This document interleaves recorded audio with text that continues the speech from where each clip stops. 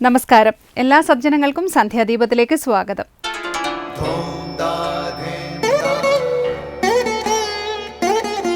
ശുഭം ഭവതു കല്യാണമായുസാരോഗ്യവർദ്ധനം സർവദുഃഖ വിനാശായ സന്ധ്യാദീപം നമോസ്തുതേ. നാമം ജപായനം പുണ്യം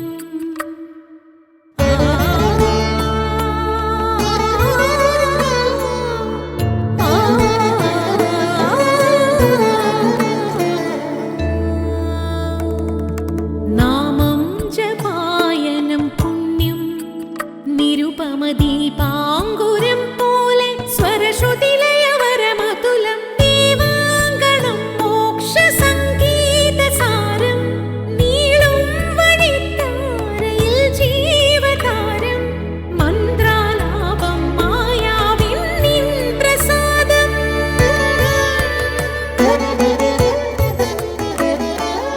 ഇരുൾ നീങ്ങിയുണരുന്ന തെളിനാളദീപം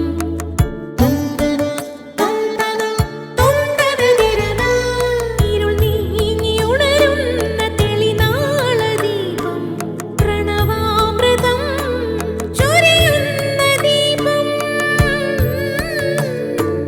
ദീപം ദീപം ദീപം ദീപം സന്ധ്യാദീപം.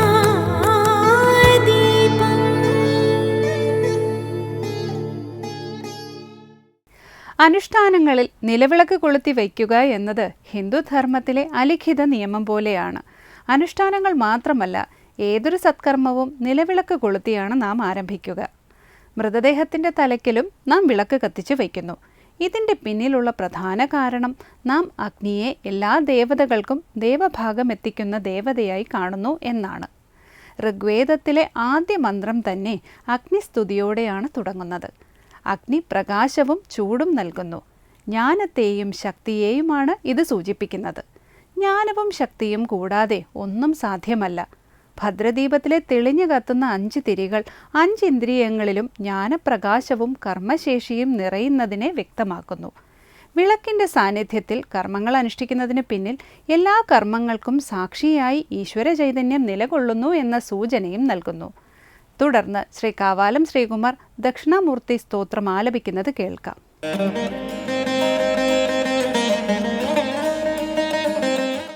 മൗനവ്യാഖ്യാ പ്രകടിത പര ബ്രഹ്മതത്വം യുവാനം വർഷിഷ്ഠാന്തെ വസദൃശിഗണൈരാവൃതം ബ്രഹ്മനിഷ്ഠൈഃ ആചാര്യേന്ദ്രം കരകലിതചിന്മുദ്രമാനന്ദമൂർത്തിം സ്വാത്മാരാമം മുദിതവദനം ദക്ഷിണാമൂർത്തിമീഡേ. മൗനവ്യാഖ്യാ പ്രകടിത പര ബ്രഹ്മതത്വം യുവാനം വർഷിഷ്ഠാന്തെ വസദൃശിഗണൈരാവൃതം ബ്രഹ്മനിഷ്ഠൈഃ ആചാര്യേന്ദ്രം കരകലിതചിന്മുദ്രമാനന്ദമൂർത്തിം സ്വാത്മാരാമം മുദിതവദനം ദക്ഷിണാമൂർത്തിമീഡേ. അടുത്തതായി ശങ്കര സ്തോത്രാമൃതം. ഗുരു യുവാവാണ്, ശിഷ്യരാകട്ടെ വൃദ്ധരും. ഗുരുവിന് ചുറ്റും ശാസ്ത്രസാരഗ്രഹണത്തിന് അത്യന്തമായ ഉത്സാഹത്തോടെ ഇരിക്കുന്ന ശിഷ്യർ ഋഷിഗണങ്ങളാണ്. അവരെല്ലാം ബ്രഹ്മനിഷ്ഠരുമാണ്. ബ്രഹ്മനിഷ്ഠരും വൃദ്ധരും അന്തേവാസികളുമായ ഋഷിഗണങ്ങളാൽ ചുറ്റപ്പെട്ടവനുമായ ശ്രീ ദക്ഷിണാമൂർത്തി ഒരു കൈയിൽ ചിന്മുദ്ര ധരിച്ചവനാണ്. ശ്രീ ശങ്കരാചാര്യ രചിച്ച ശ്രീ ദക്ഷിണാമൂർത്തി സ്തോത്രത്തിലെ ധ്യാന ശ്ലോകം സ്വാമി ചിദാനന്ദപുരി വ്യാഖ്യാനിക്കുന്നത് കേൾക്കാം.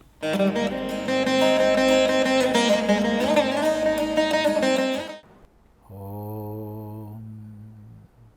ഗുരുർബ്രഹ്മാ ഗുരുർവിഷ്ണു ഗുരുർദേവോ മഹേശ്വരഃ ഗുരു സാക്ഷാത് പരം ബ്രഹ്മ തസ്മൈ ശ്രീ ഗുരവേ നമഃ. ഓം സദാശിവസമാരംഭാം ശങ്കരാചാര്യമധ്യമാം അസ്മദാചാര്യപര്യന്താം വന്ദേ ഗുരുപരമ്പരാം. ശങ്കരകൃതികളിൽ ദക്ഷിണാമൂർത്തി സ്തോത്രം പഠിക്കാനാണ് നമ്മൾ ആരംഭിക്കുന്നത്. ദക്ഷിണാമൂർത്തി സങ്കല്പത്തെക്കുറിച്ച് ചിലതൊക്കെ പറഞ്ഞു, ചിന്തിച്ചു. ദക്ഷിണാമൂർത്തി സ്തോത്രത്തിലേക്ക് പ്രവേശിക്കുന്നതിന് മുമ്പായിട്ട് ചില വളരെ പ്രധാനങ്ങളും പ്രസിദ്ധങ്ങളുമായ ധ്യാന ശ്ലോകങ്ങൾ നമുക്ക് ശ്രദ്ധിക്കാം. ദക്ഷിണാമൂർത്തി സ്തോത്രത്തിന് വാർത്തികം എഴുതിയ സുരേശ്വരാചാര്യ സ്വാമികളുടേതാണ് ഇതിൽ ചില ശ്ലോകങ്ങളൊക്കെ. ദക്ഷിണാമൂർത്തി സങ്കല്പത്തെ വ്യക്തമായി നമുക്ക് ബോധിപ്പിക്കുന്നതാണ് ഈ ധ്യാന ശ്ലോകങ്ങൾ. നോക്കൂ.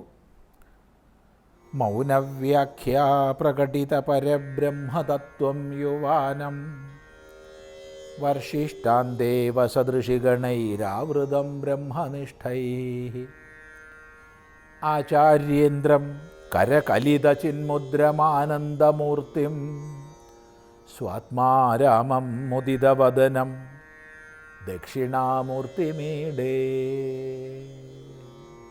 മൗനവ്യാഖ്യാ പ്രകടിത പരബ്രഹ്മതത്വം യുവാനം വർഷിഷ്ടാന്തേവ സദൃശിഗണൈരാവൃതം ബ്രഹ്മനിഷ്ഠൈഃ ആചാര്യേന്ദ്രം കരകലിതചിന്മുദ്രമാനന്ദമൂർത്തിം സ്വാത്മാരാമം മുദിതവദനം ദക്ഷിണാമൂർത്തിമീഡേ. ഇവിടെ ക്രിയാപദം ദക്ഷിണാമൂർത്തിം ഈഡേ എന്നാണ്. ഈഡേ, ഞാൻ സ്തുതിക്കുന്നു. ഞാൻ സ്തുതിക്കുന്നു. ആരെ സ്തുതിക്കുന്നു? ദക്ഷിണാമൂർത്തിയെ സ്തുതിക്കുന്നു. ദക്ഷിണത്തിലേക്ക് മൂർത്തിയായവൻ.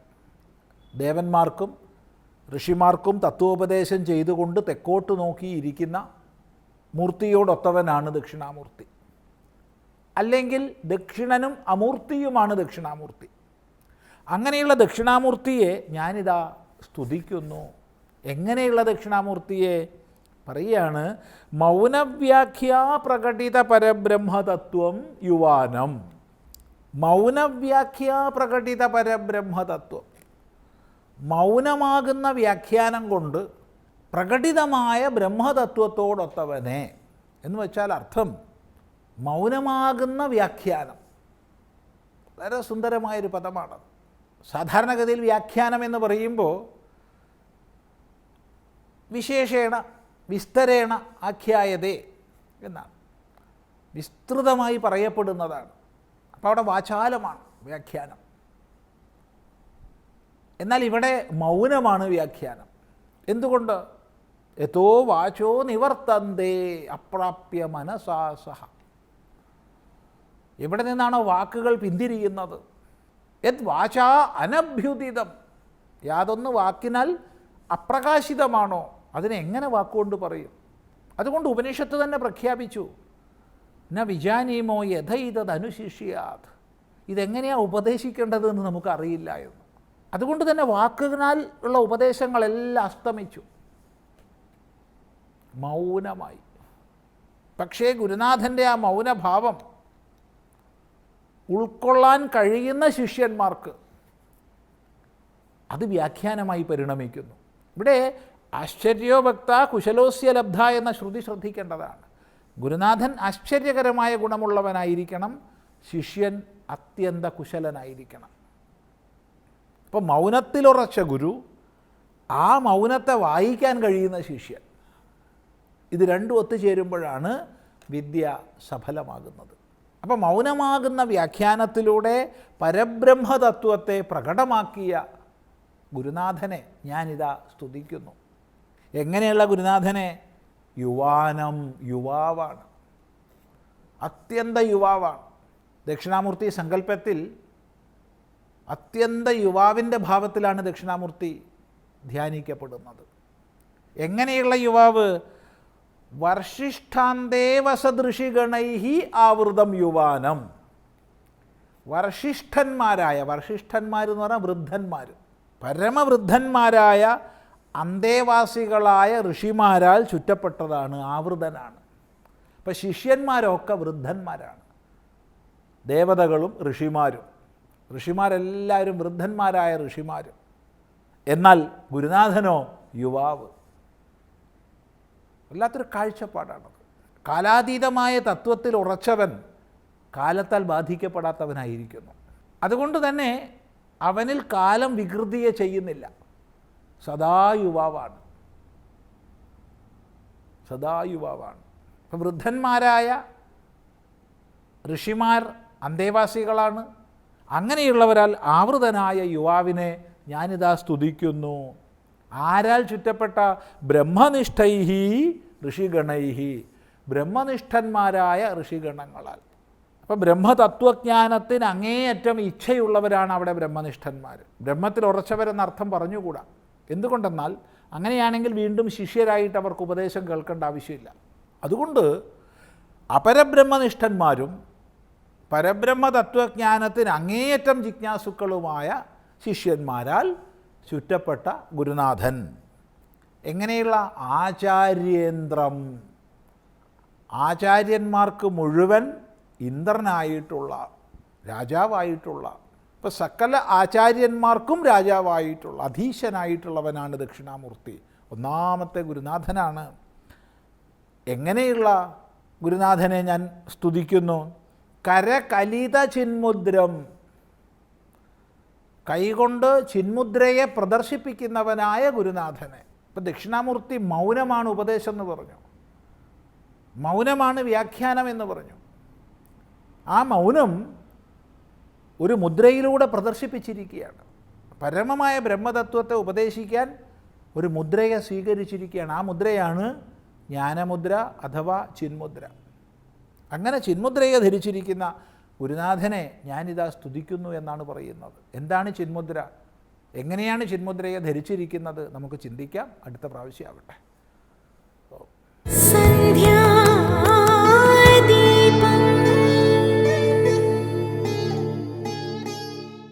തുടർന്ന് സനാതനധർമ്മം. ഭൗതിക നേട്ടങ്ങൾ കൊണ്ട് മാത്രം നമ്മുടെ ജീവിതം സഫലമാകില്ല. അതിന് മറ്റ് ചിലതുകൂടി വേണം.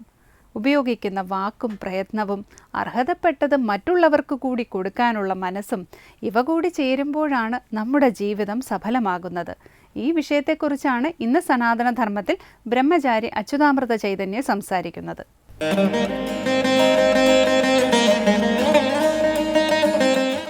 ഓം അമൃതേശ്വരി നമഃ. നമ്മളെല്ലാവരും ജീവിതം സഫലമാകണമെന്ന് ആഗ്രഹമുള്ളവരാണ്. നമ്മളെല്ലാവരും ജീവിക്കുന്നത് തന്നെ ജീവിതത്തിലൊരു വിജയം അല്ലെങ്കിൽ ഒരു ധന്യത കൈവരിക്കാൻ വേണ്ടിയാണ്.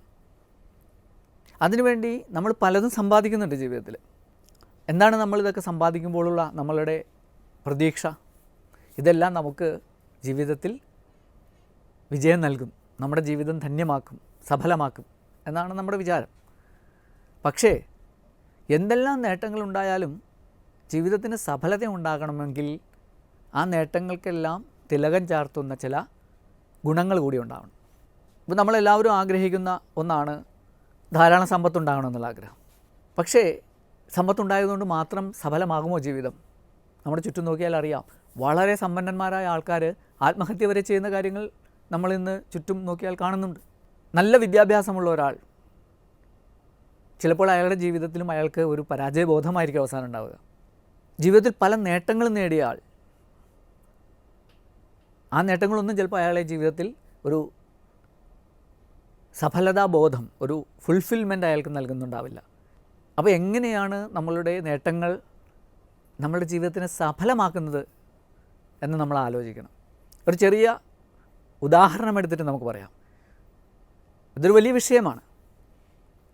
ഒരാചാര്യൻ നമ്മളോട് പറയുകയാണ്, വാണി രസവതീയസ്യ യസ്യ ശ്രമകരീക്രിയ ലക്ഷ്മി ദാനവതീയസ്യ സഫലം തസ്യ ജീവിതം. നമ്മളെല്ലാവരും നല്ലപോലെ സംഭാഷണം ചെയ്ത് മനുഷ്യരെ നമ്മുടെ വശത്ത് കൊണ്ടുവരാൻ ആഗ്രഹിക്കുന്നവരാണ്.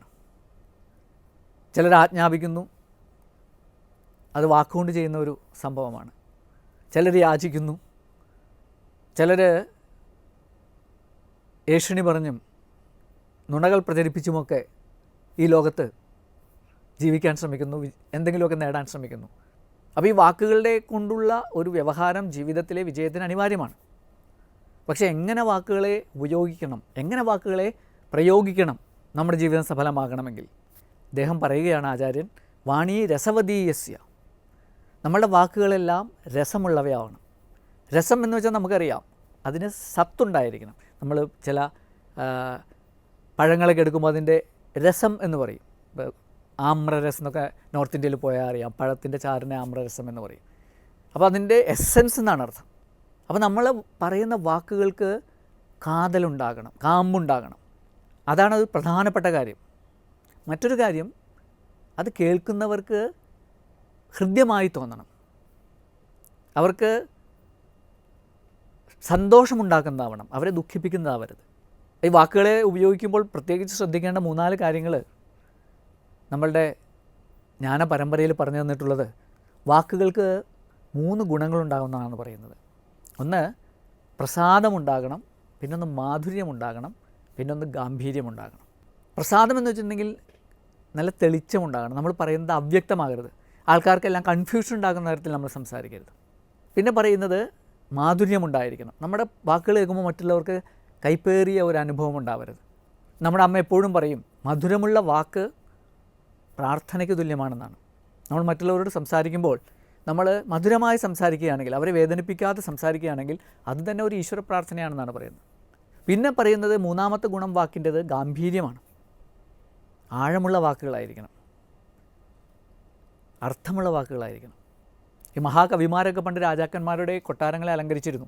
ഈ രാജാക്കന്മാർ ഈ കവികളുമായിട്ട് എന്തെങ്കിലും സൗന്ദര്യപ്പിണക്കമുണ്ടായി അവരെ പറഞ്ഞു വിട്ടാൽ പോലും കുറച്ച് ആഴ്ചകൾക്കുള്ളിൽ അവരെ എങ്ങനെയെങ്കിലും തിരിച്ചു കൊണ്ടുവരാൻ ശ്രമിക്കും. അന്വേഷിച്ച് കണ്ടുപിടിച്ച് വീണ്ടും അവരെ കൊട്ടാരത്തിലിരുത്തും.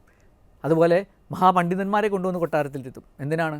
അവരുടെ വാക്കുകൾക്ക് അത്രയധികം പ്രയോജനമുണ്ട്. അങ്ങനെ പ്രയോജനമുള്ള വാക്കുകൾ പറയാൻ സാധിച്ചാൽ നമ്മുടെ ജീവിതം സഫലമാകും. അതുപോലെ ശ്രമകരീ ക്രിയ, നമ്മുടെ ക്രിയകൾ, നമ്മളുടെ സംരംഭങ്ങൾ, എൻഡവേഴ്സ് എന്ന് ഇംഗ്ലീഷിൽ പറയുമല്ലോ, ഈ സംരംഭങ്ങളെല്ലാം ശ്രമകരീയായിരിക്കണം, പ്രയത്നം കൊണ്ട് നേടുന്നതായിരിക്കണം. മഹാഭാരതത്തിൽ പാണ്ഡവന്മാരുടെ രാജ്യം ചൂത് കളിച്ച് ദുര്യോധനൻ തട്ടിയെടുക്കുകയാണ് ചെയ്തത്. അങ്ങനെയല്ല, സമ്പാദിക്കണമെന്നുണ്ടെങ്കിൽ അത് യുദ്ധം ചെയ്ത് സമ്പാദിക്കുക. അങ്ങനെ രാജാക്കന്മാർക്ക് അങ്ങനെ യുദ്ധം ചെയ്ത് മറ്റൊരാളുടെ രാജ്യം കീഴടക്കാം. അങ്ങനെ ശ്രമം ചെയ്ത് പ്രയത്നം ചെയ്താണ് സമ്പാദിക്കേണ്ടത്, അല്ലാണ്ട് കുറുക്കു വഴികളിലൂടെയല്ല നേടേണ്ടത്. അപ്പോൾ നമ്മുടെ ജീവിതത്തിലെ ക്രിയകളെല്ലാം, സംരംഭങ്ങളെല്ലാം ശ്രമം കൊണ്ട്, പ്രയത്നം കൊണ്ട് നമ്മൾ സമ്പാദിച്ചിട്ടുള്ളതായിരിക്കണം. അപ്പോൾ നമ്മുടെ ജീവിതം സഫലമാകും. പിന്നെ ഒരെണ്ണമുള്ളത് ലക്ഷ്മി ദാനവതി. നമ്മൾ ധാരാളം പണം സമ്പാദിച്ചു എന്ന് വിചാരിക്കുക, ഈ പറയുന്ന നേരായ മാർഗത്തിലൂടെ തന്നെ ആണെങ്കിൽ പോലും കുറേ സമ്പത്തുണ്ടാക്കി വെച്ചതുകൊണ്ട് ജീവിതം സഫലമാവുകയില്ല.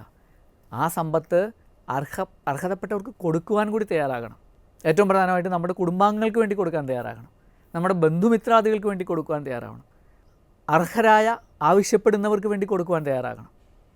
അങ്ങനെ മറ്റുള്ളവർക്ക് വേണ്ടി കൊടുത്തു കഴിയുമ്പോഴാണ് നമ്മളുടെ സമ്പാദ്യം, നമ്മുടെ സമ്പത്ത് ശരിക്കും സഫലമാവുക.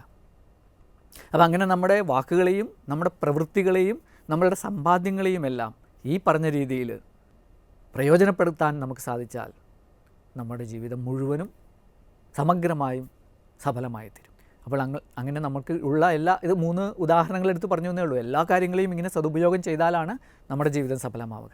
അപ്പോൾ എല്ലാത്തിനെയും ഇതേപോലെ അർത്ഥവത്തായ രീതിയിൽ വിനിയോഗിച്ച് അങ്ങനെ നമ്മുടെ സമഗ്രമായ ജീവിതത്തെയും സഫലമാക്കുവാൻ നമുക്കെല്ലാവർക്കും സാധിക്കട്ടെ. ഓം അമൃതേശ്വരി നമഃ.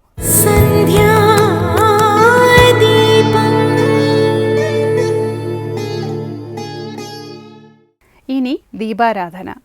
ദീപാരാധനയ്ക്ക് ചുറ്റമ്പലത്തിലെ ദീപങ്ങളെല്ലാം തെളിഞ്ഞിരിക്കുകയാണ്. ഇന്ന് വ്യാഴാഴ്ചയാണ്. മഹാവിഷ്ണുവിൻ്റെ അനുഗ്രഹത്തിനായി പലരും വ്യാഴാഴ്ച വ്രതമെടുക്കാറുണ്ട്.